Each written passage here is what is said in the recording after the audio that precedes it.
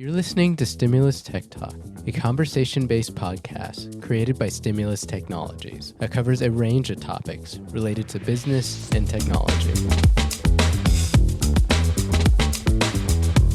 Welcome to Stimulus Tech Talk. I'm Sherry Lip, the marketing manager here at Stimulus Technologies. And I am here with Nathan Whittacre, the CEO of Stimulus Technologies. And a little while ago, we talked to Nathan. He was on a beach, and today he is somewhere else. So, Nathan, hello, and why don't you tell everybody where you are? Where in the world is Nathan Whittacre this week? So I am in Nice, France. In about 36 hours, I'll be participating in the Ironman World Championship here in Nice, France.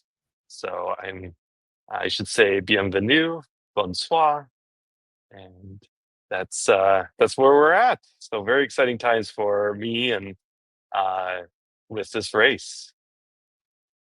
Yes. So since Nathan is overseas, since you're overseas, we thought we would talk about cybersecurity for the traveling CEO. So why don't we start out with you telling us a little bit about how you prepared for this? So a couple of things that I prepare beforehand. I have to notify my security team at Stimulus that I am going out of country. One of the things that we do is monitor for impersonation where my accounts are logging in from. So if I'm going to be out of country or out of my normal area, I have to notify my security team so it doesn't automatically lock all my accounts. So it's one of the first things I do. I always make sure if I'm traveling out of the country that I have an international plan on my cell phone. Learned that lesson that even though there's Wi-Fi in the hotels, text messaging and other communication doesn't always come through. So I make sure that I set up, like a 1-month international plan on my cell phone. And one of the reasons I do that too is I'd much prefer using my hotspot on my cell phone for connectivity over using hotel Wi-Fi or any other public Wi-Fi. Don't ever use public Wi-Fi in an airport or something like that. So I always make sure that I have plenty of data available on my phone and I have an international plan to have that. I also make sure that I've taken care of most business transactions beforehand. I don't particularly like logging into banking websites or other websites that maybe have some type of security that I don't want to access internationally, or may have some restrictions on it too. So some sites and some tools may have restrictions on where you can log into them from. So I try to have as much of that done as possible before I leave. And then for me, I also have a Windows virtual desktop set up so that if I do need to do some of that secure work, I can log into my Windows virtual desktop and have a secure access to that. And I test all of that before I go. Before I leave, I ensure that I can have access to everything that I need to. Because I spend half a day doing tourist things or event things, and half the day or so still working when I'm gone for an extended period of time, just like recording a podcast. And so I want to make sure all that works before I leave. I also like staying, at hotels that I know have good Wi-Fi connections. So I generally stay at the same line of hotels that have, that I have free Wi-Fi with, so that I can do basic work through that. So it's a lot better, if we're recording a podcast to stream to the hotel Wi-Fi. But I definitely limit the things that I do on a hotel Wi-Fi system. So those are kind of some of the preparations I do before I leave town or leave country.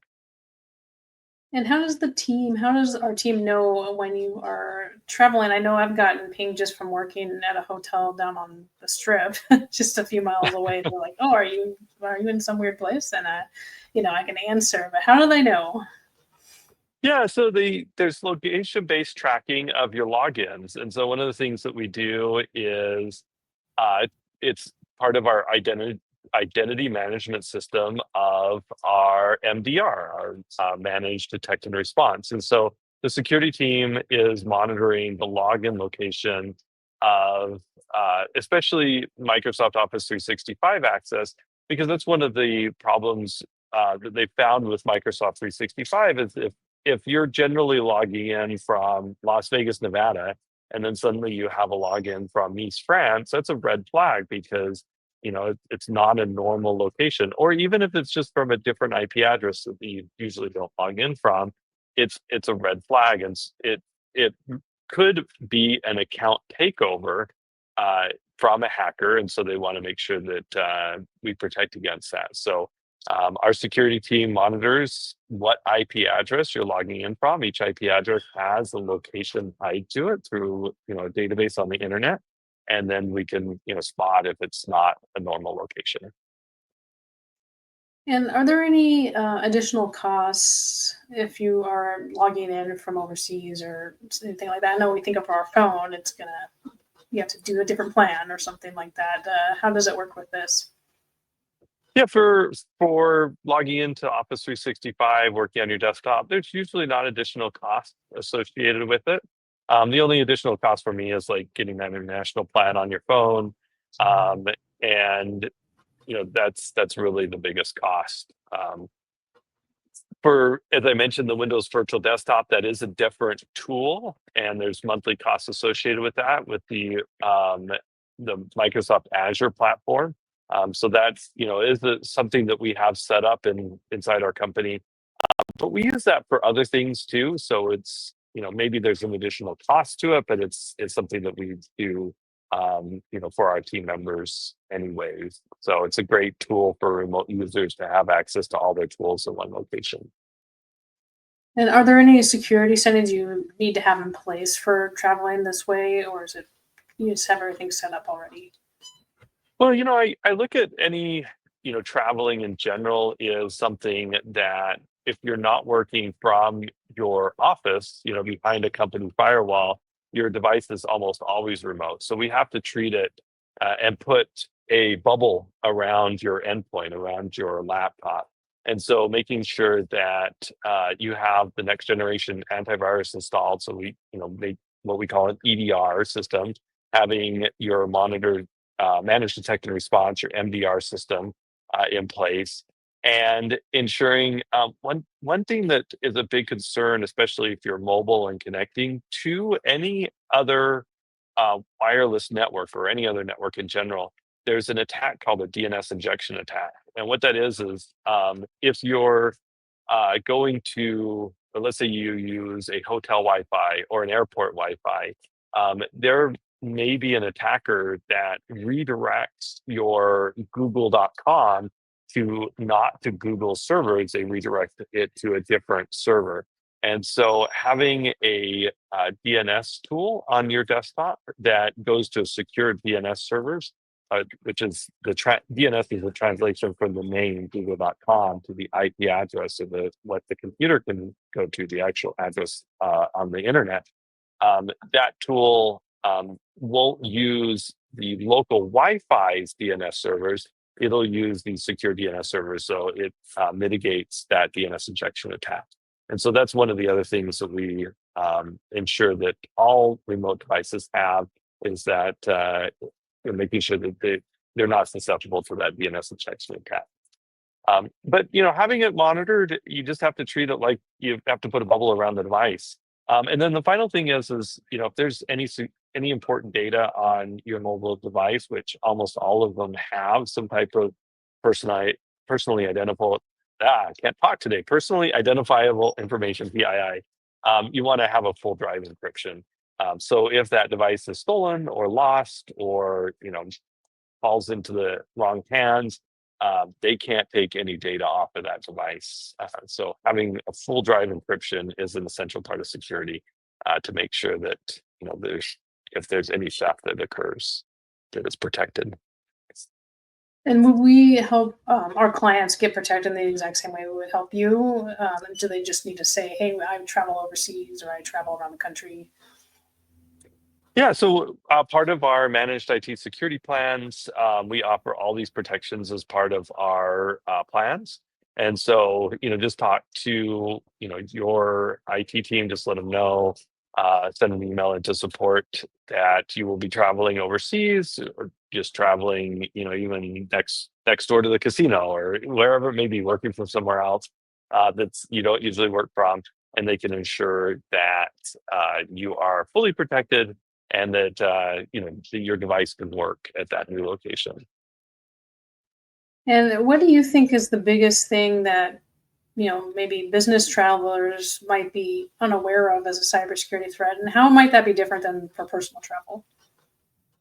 Well, I think for traveling in general, you, you want to be on secure wireless networks is the biggest thing. One of my concerns is there's these fake Wi-Fi setups at hotels, at airports, and they're trying to get you to log into their Wi-Fi and execute that DNS injection attack that I was talking about before. So, just when you're traveling to unfamiliar places, if if you don't feel confident in the Wi-Fi, like I said, I don't ever log into airport Wi-Fi's. Use your phone hotspot. That's the most secure way of doing it. The other thing I would be concerned about is shoulder surfing, especially if you're in airplanes or in cafes or tight knit places and hotels. People looking over your shoulder and looking at what's going on your screen, and that's one of the reasons I don't like doing confidential data in these public spaces, is because there's a possibility that somebody could be looking over and seeing what you're doing.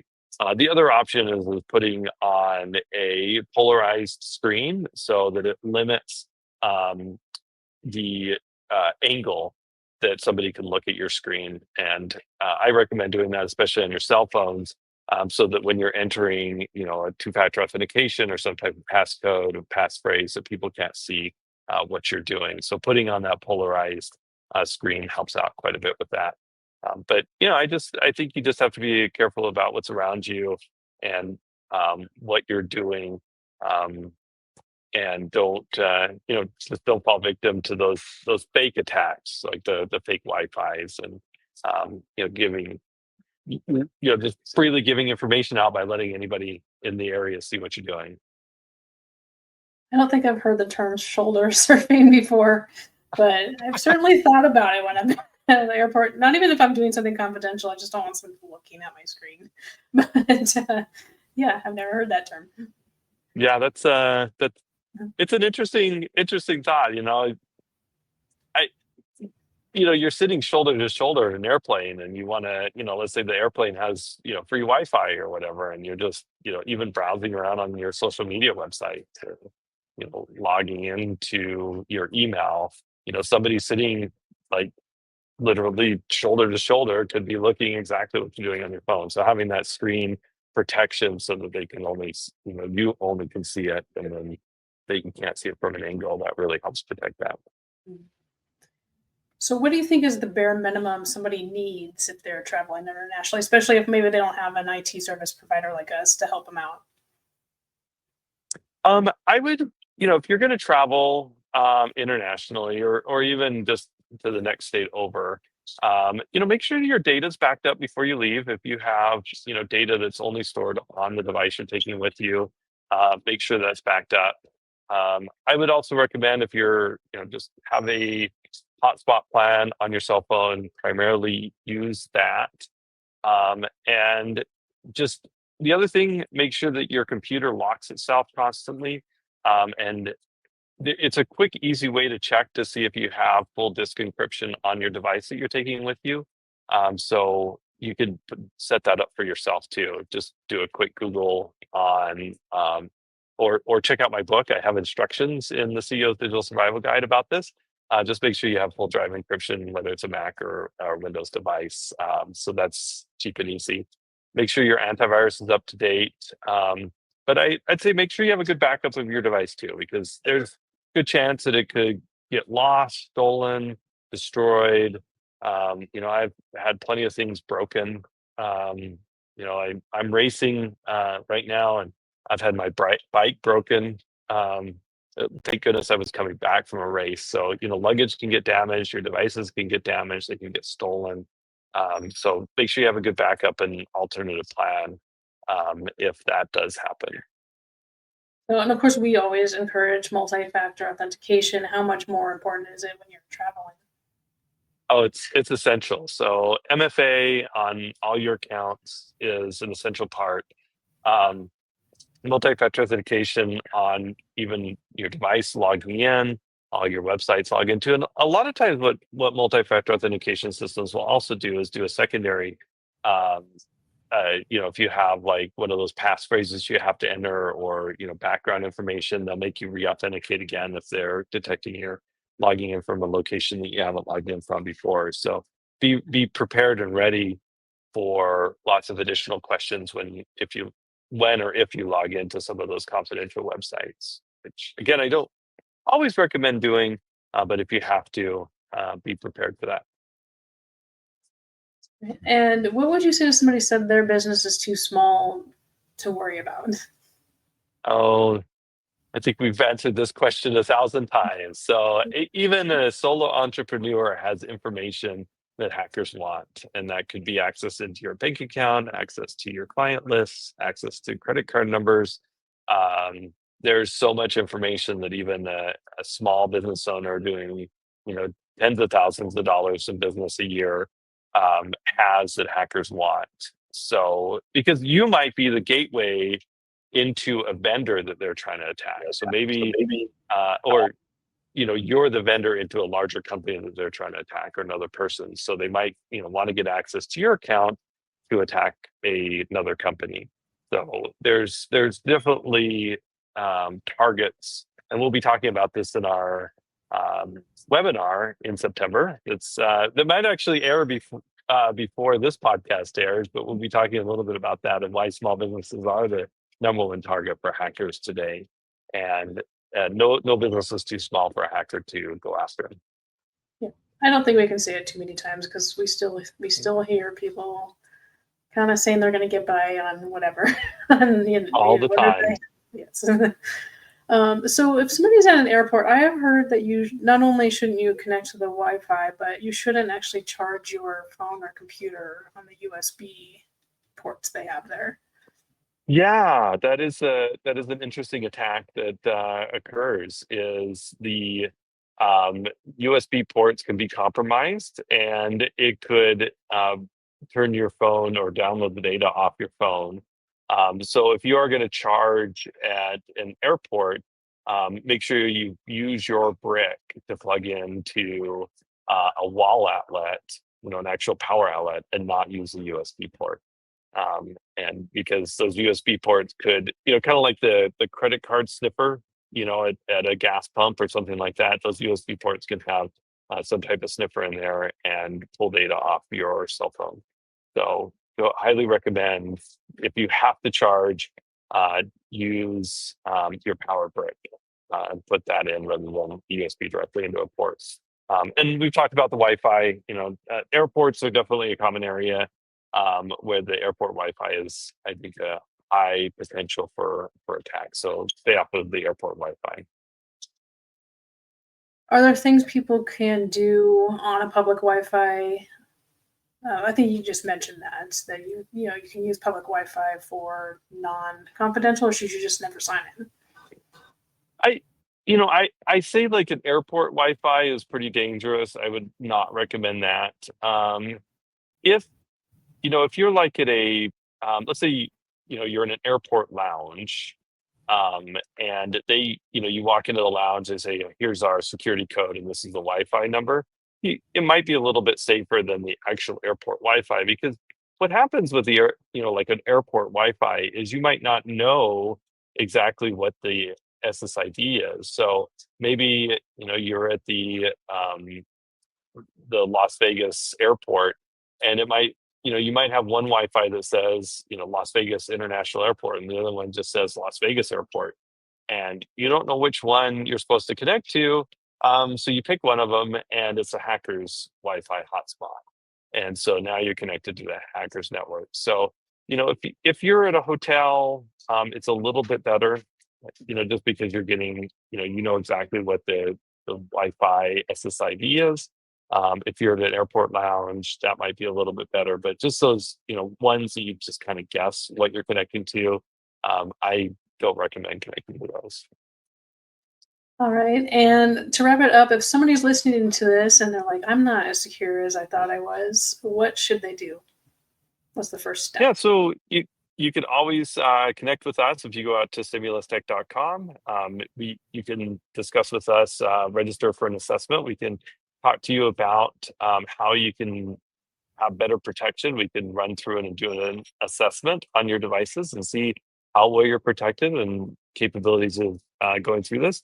The other thing is we run through a lot of this in the CEO's Digital Survival Guide. So if you want to check out our book, you can register to download a free digital copy of my book on our website, and go through some of these things being secure when you're remote. So there's a couple whole chapters on that in the book. All right. Well, thanks, Nathan. Thanks for coming in from all the way from France. As we first said. All right. Well, thanks everybody for listening, and we will see you in the next one. Thanks, Sherry.